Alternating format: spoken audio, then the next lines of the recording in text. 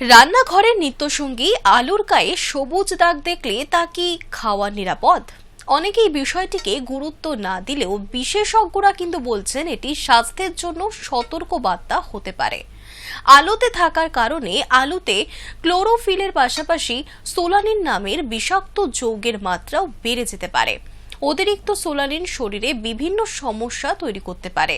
সবুজ আলু কখন খাওয়া যাবে, কখন ফেলে দেওয়া উচিত, রান্না করলে ঝুঁকি কমে কিনা এবং কিভাবে আলু সংরক্ষণ করলে এই সমস্যা এড়ানো যায়, সেই সমস্ত গুরুত্বপূর্ণ তথ্য জানুন আজকের এই ভিডিওতে।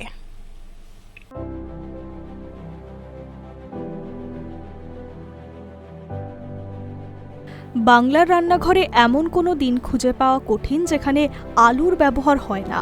সকালের পরোটা থেকে দুপুরের তরকারি, সন্ধ্যার চপ থেকে রাতের ভাজা আলু, যে কোনো বাঙালির খাদ্য সংস্কৃতির অবিচ্ছেদ্য অংশই হচ্ছে আলু।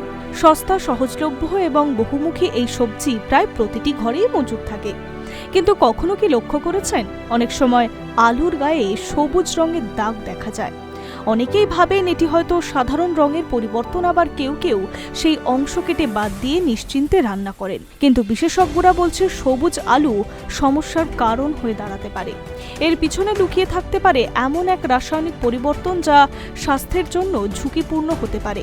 তাই রান্নাঘরের এই সাধারণ বিষয়টি সম্পর্কে সচেতন হওয়া অত্যন্ত জরুরি।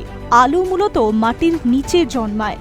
স্বাভাবিক অবস্থায় এটি সূর্যের আলো থেকে সুরক্ষিত থাকে, কিন্তু সংগ্রহের পর দীর্ঘ সময় যদি আলু আলোতে পড়ে থাকে তাহলে তার মধ্যে একটি স্বাভাবিক জৈবিক পরিবর্তন হয়।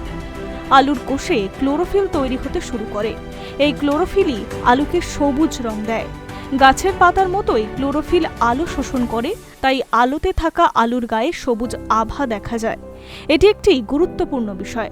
ক্লোরোফিল নিজে ক্ষতিকারক নয়, বরং এটি উদ্ভিদের একটি স্বাভাবিক উপাদান।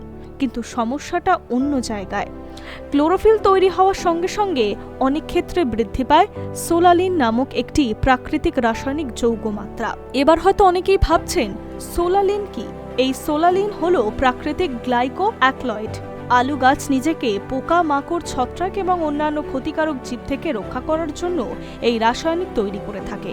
স্বাভাবিক অবস্থায় আলুতে সোলানিনের পরিমাণ খুব কম থাকে, তাই সাধারণত আলু খেলে কোনো সমস্যা হয় না। কিন্তু আলো, আঘাত, অতিরিক্ত বয়স বা অঙ্কুরোদ্গমের কারণে এর মাত্রা বাড়তে পারে।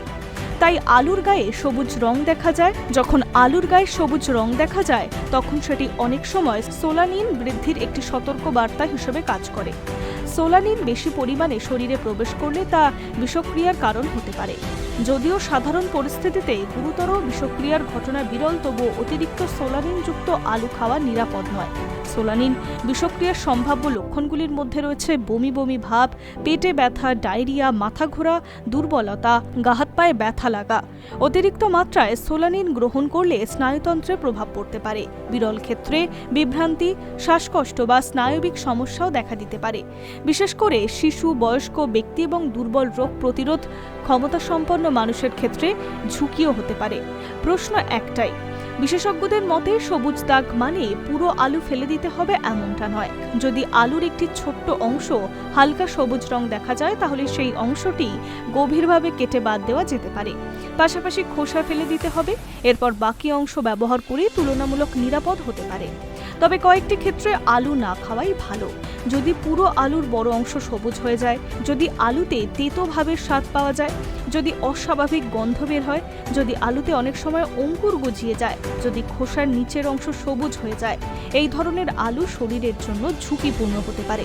অনেক সময় দেখা যায় আলুর গায়ে ছোট ছোট অঙ্কুর বেরিয়ে রয়েছে। অনেক ক্ষেত্রেই সেই অঙ্কুর কেটে রান্না করে ফেলা হয়। আসলে অঙ্কুর আলুতে সোলানিনের মাত্রা বাড়াতে পারে। যদি অঙ্কুর খুব ছোট হয় তাহলে আলু শক্ত অবস্থায় থাকে, তাহলে অঙ্কুর বা তার চারপাশের অংশ কেটে বাদ দেওয়া যেতে পারে। কিন্তু যদি আলু নরম হয়ে যায়, কুঁচকে যায় বা অনেক ক্ষেত্রে অঙ্কুর বেরিয়ে আসে, তাহলে তা ব্যবহার করা একেবারেই নিরাপদ নয়। রান্না করলে কি সোলানিন নষ্ট হয়ে যায়? তবে এটি একটি প্রচলিত ভুল ধারণা। অনেকেই মনে করেন সিদ্ধ করা, ভাজা বা রান্না করলেই বিষাক্ত উপাদান নষ্ট হয়ে যায়, কিন্তু গবেষণা বলছে সাধারণত রান্নার তাপমাত্রা সোলানিন সম্পূর্ণ ধ্বংস হয় না। অর্থাৎ আলু যদি অতিরিক্ত সবুজ হয়ে ওঠে তাহলে রান্নার পরেও ঝুঁকি থেকে যেতে পারে। তাই শুধু বেশি সময় রান্না করলেই সমস্যার সমাধান হয় না। স্বাস্থ্যের ঝুঁকি আলোচনার মাঝেও মনে রাখা প্রয়োজন, আলু একটি অত্যন্ত প্রয়োজনীয় পুষ্টিকর খাদ্য। আলুতে রয়েছে carbohydrate, potassium, vitamin C, vitamin B6, fibre এবং বিভিন্ন অ্যান্টিঅক্সিডেন্ট।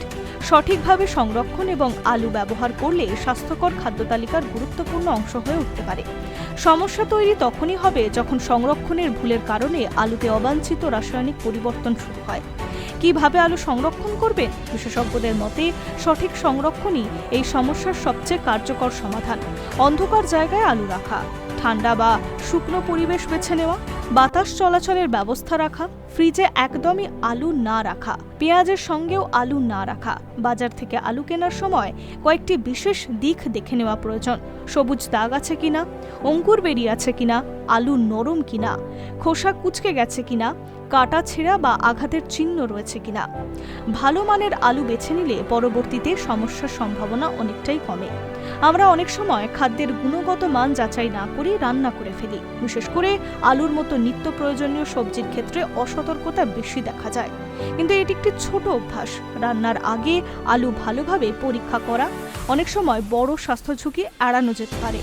সবুজ রং দেখলে আতঙ্কিত হওয়ার প্রয়োজন নেই, আবার এটা উপেক্ষা করাও ঠিক নয়।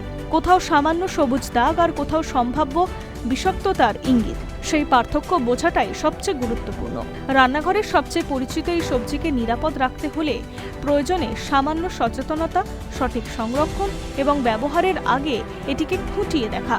কারণ সুস্থ থাকার প্রথম শর্তই হলো নিরাপদ খাদ্য নির্বাচন, আর সেই সচেতনতা শুরু হতে পারে প্রতিদিনের রান্না থেকে।